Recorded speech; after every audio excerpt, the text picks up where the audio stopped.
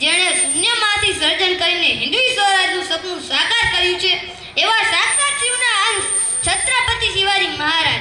ઇન્દ્રાજીમી ઝુંપાર બાડવ સુઅંબ પર, ઇન્દ્રાજીમી ઝુંપાર બાડવ સુઅંબ પર, રાવણ સદપ પર રઘુકુલ રાજે, રાવણ સદપ પર રઘુકુલ રાજે, જો મલેચ્છ વંશ પર ત્યો મલેચ્છ વંશ પર શેર શિવ રાજે. મિત્રો, શિવાજી મહારાજ માત્ર રાજા નહોતા, તેઓ એક વિચાર હતા. 19 ફેબ્રુઆરી 1630ના રોજ શિવનેરી કિલ્લા પર જ્યારે સિંહની ગર્જના થઈ ત્યારે ભારતની ધરતીને તેનો રક્ષક મળ્યો હતો. માતા જીજાબાઈએ તેમને રામાયણ અને મહાભારતના સંસ્કારો આપીને એક એવો યોદ્ધા બનાવ્યો જે અન્યાય સામે ક્યારેય ઝૂક્યો નહીં. હવામાં વેગ હતો, સિંહ જેવી ચાલ હતી, રોક્યા રોકાય નહીં એવી તેની ઢાલ હતી. હવામાં વેગ હતો, સિંહ જેવી ચાલ હતી, રોક્યા રોકાય નહીં એવી તેની ઢાલ હતી. એ તો હતો મા જીજાઉનો લાડલો, જેની સામે અફસર ખાનની પણ હાર હતી.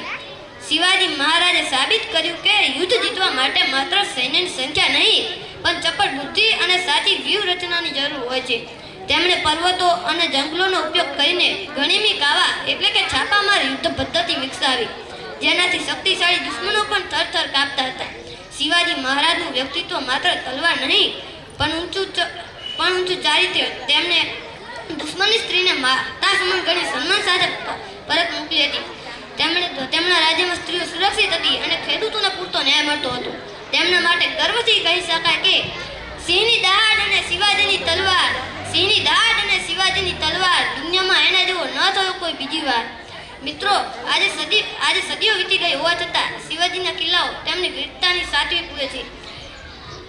જય ભવાની જય શિવાજીનો નારો આજે પણ દરેક ભારતીયના હૃદયમાં નવો જોશ પેદા છે. આવો આપણે પણ તેમના જેવી સાહસિકતા અને દેશભક્તિની આપણા જીવનમાં ઉતારીએ.